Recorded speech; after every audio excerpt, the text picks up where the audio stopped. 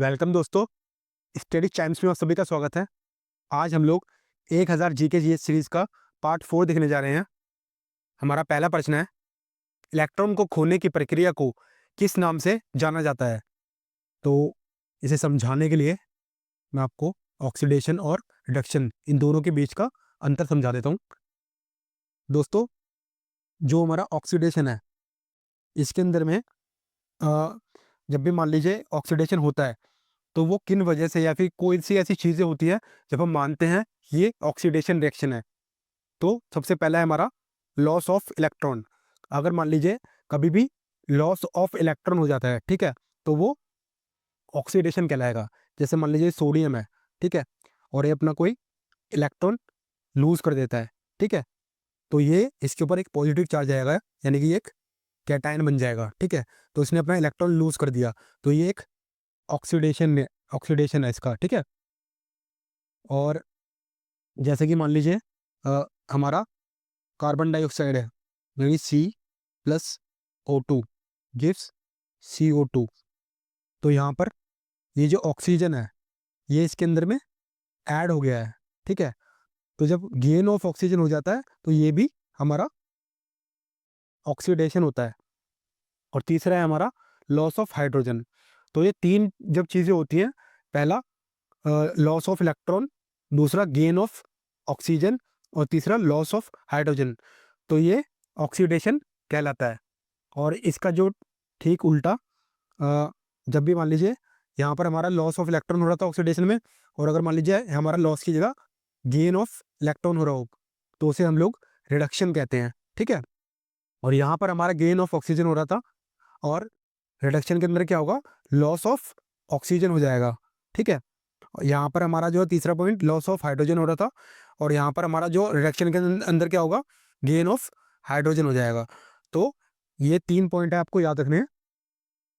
और इसके ऊपर में जो हमारी एक इम्पॉर्टेंट जो केमिकल रिएक्शन है, रस्टिंग ऑफ आयरन, वो मैं आपको लिख देता हूँ। 4Fe+3O2 गिव्स 2Fe2, ठीक है। जो लोहे पे जंग लगता है, यानी कि रस्टिंग ऑफ आयरन, इसके अंदर में हमारा ये ऑक्सीडेशन यहाँ पर हो रहा है। तो इलेक्ट्रॉन को खोने की, यानी कि लूजिंग ऑफ इलेक्ट्रॉन की प्रक्रिया हमारी ऑक्सीडेशन कहलाती है। Option number A. हमारा अगला प्रश्न है, सबसे महान कुषाण शासक कौन था? तो इसका सही उत्तर है हमारा option number B, Kanishka. Kanishka ने जो है सन 78 ईस्वी के अंदर में शासन जो है संभाला, और शक संवत इन्होंने आरंभ किया था। कनिष्क के शासनकाल में कुषाण साम्राज्य अफगानिस्तान और पाकिस्तान तक फैला हुआ था। और इसके अंदर में जो हमारी जो फोर्थ बौद्ध संगीति हुई थी, वो कहाँ पर हुई थी? कुंडल वन के अंदर, ठीक है, ये आपको याद रखना है, ठीक है। कुंडल वन जो है ये कश्मीर के अंदर है। और कनिष्क की जो राजधानी थी वो थी पुरुषपुर, ठीक है। पुरुषपुर और मथुरा, ये दोनों इसकी राजधानी थी। वेरी इंपॉर्टेंट है, आपको याद रखनी है। हमारा अगला प्रश्न है, इनमें से कौन सा जनजाति समूह मणिपुर में पाया जाता है? तो इसका सही उत्तर है ऑप्शन नंबर सी, कुकी, ठीक है।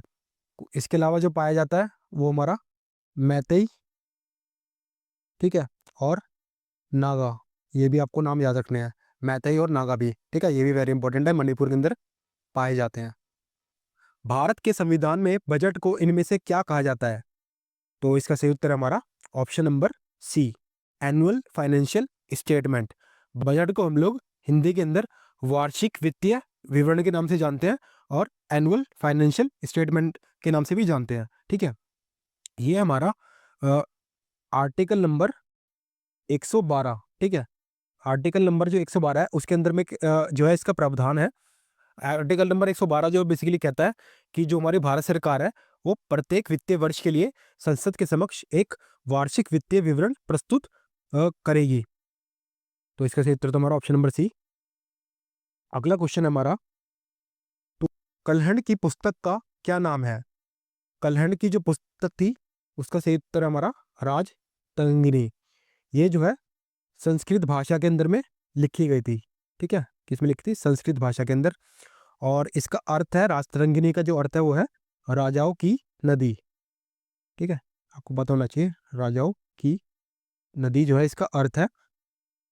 और ये जो है लगभग 1100 से लेकर 1150 ईस्वी के आसपास लिखी गई थी। और इसके अंदर जितने भी कश्मीर के जो राजा हैं उनका इतिहास है। और इंडिका जो हमारी लिखी थी वो हमारी मैक्सनीच ने लिखी थी। तो ये आपको याद रखना है, वेरी इंपॉर्टेंट क्वेश्चन है ये भी। अगला प्रश्न हमारा, मंगल पांडे को फांसी कब और किसकी हत्या के लिए दी गई थी? तो मंगल पांडे जो थे इन्हें 8 अप्रैल 8 अप्रैल 1857 को फांसी दी गई थी। इन्होंने जो है 29 मार्च 1857 को बैरकपुर की छावनी के अंदर जो सर्जेंट ह्यूज थे, ठीक है, सर्जेंट ह्यूज और उनके जो साथी थे उनकी हत्या कर दी थी।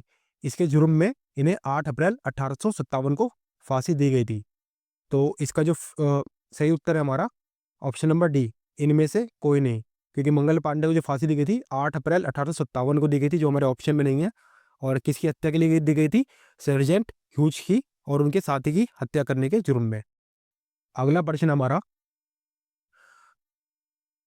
सशस्त्र बलों का सर्वोच्च कमांडर इन चीफ कौन है?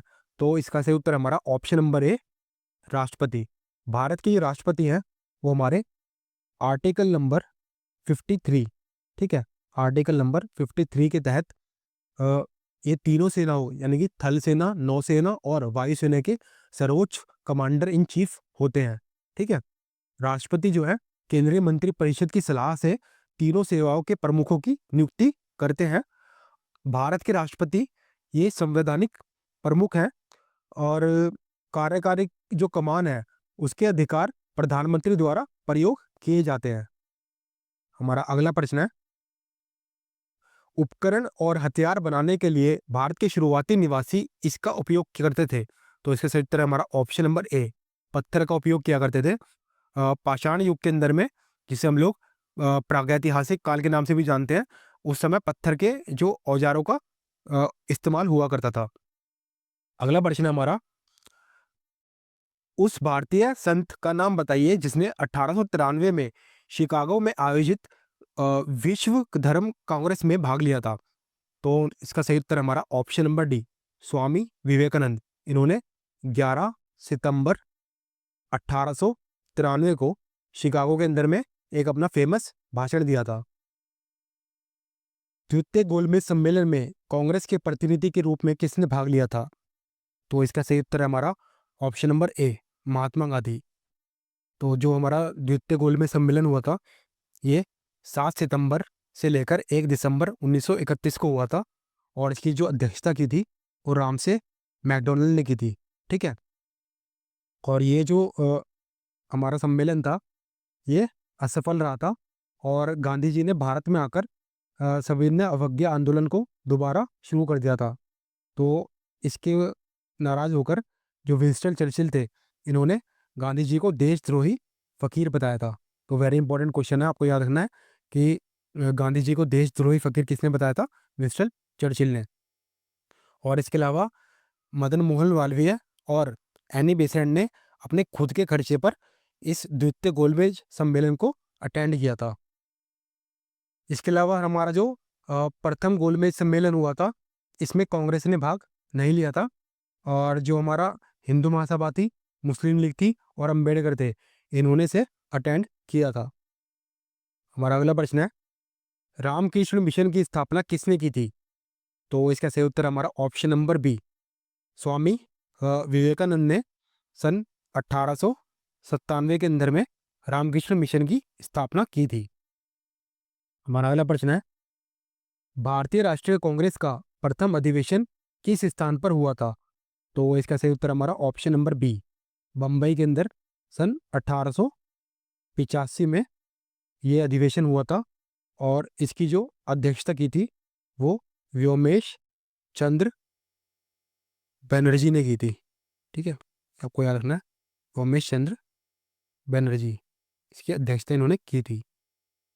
हमारा अगला प्रश्न है, इनमें से वज्रपात का स्थल किस हिल स्टेशन को कहा जाता है? तो इसका सही उत्तर हमारा ऑप्शन नंबर डी, दार्जिलिंग। तो दार्जिलिंग हमारा दो शब्द दोर्जे और लिंग, यानी कि दोर्जे का मतलब होता है हमारा वज्र या हीरा, ठीक है, और लिंग का इसका मतलब होता है स्थान, ठीक है।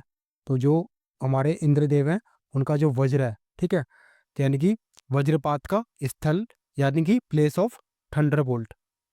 अगला प्रश्न हमारा, भारतीय संविधान का कौन सा भाग अनुसूचित क्षेत्रों और जनजातीय क्षेत्रों के संचालन से संबंधित है? तो इसका सही उत्तर हमारा ऑप्शन नंबर बी, 10वां जो भाग है वो हमारा अनुसूचित क्षेत्रों और जनजातीय क्षेत्रों के संचालन से संबंधित है। और अगर आपसे इसका आर्टिकल पूछा जाए, यानी कि इसका अनुच्छेद कौन सा है, तो हमारा आर्टिकल नंबर 244 और 244 ए, ठीक है, ये आपको याद रखना है।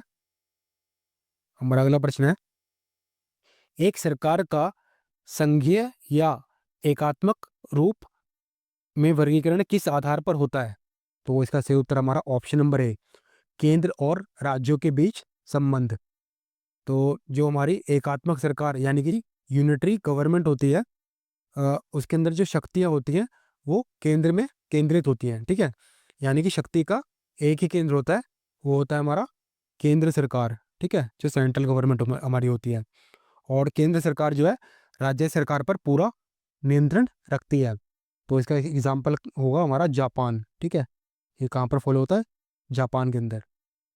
और जो हमारी संघीय या जो हमारी फेडरल जो गवर्नमेंट होती है, इसके अंदर में दोनों सरकारें, ठीक है, केंद्र और जो हमारी राज्य सरकार है, उनके बीच में जो है जितनी भी पावर होती है उसका वितरण होता है, और दोनों अपने अपने क्षेत्र में स्वतंत्र रूप से कार्य करती है। तो इसका एग्जाम्पल का होगा संघीय जो सरकार है उसका होगा भारत, यानी कि इंडिया। हमारा नेक्स्ट क्वेश्चन है, कवक का अध्ययन किस नाम से जाना जाता है? तो इसका सही उत्तर हमारा option number C, mycology. Next question है, इनमें से कौन सा अंग निमोनिया से प्रभावित होता है? तो जो निमोनिया से प्रभावित होता है ऑप्शन नंबर बी, फेफड़ा, यानी कि जो हमारे लंग्स हैं ये निमोनिया से प्रभावित होते हैं।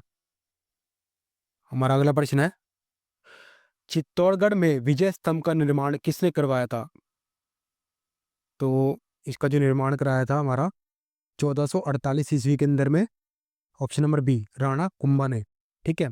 राणा कुंभा ने जब महमूद खिलजी को हराया था सारंगपुर के अंदर में, तब इस विजय के उपलक्ष्य में इन्होंने चित्तौड़गढ़ के अंदर विजय स्तंभ का निर्माण करवाया था।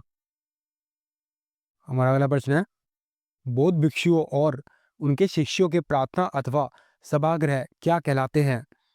तो इसका सही उत्तर हमारा ऑप्शन नंबर बी, चैत्य। So that's it. आज हमने 1000 इंपॉर्टेंट जीके जीएस क्वेश्चंस का पार्ट 4 देखा।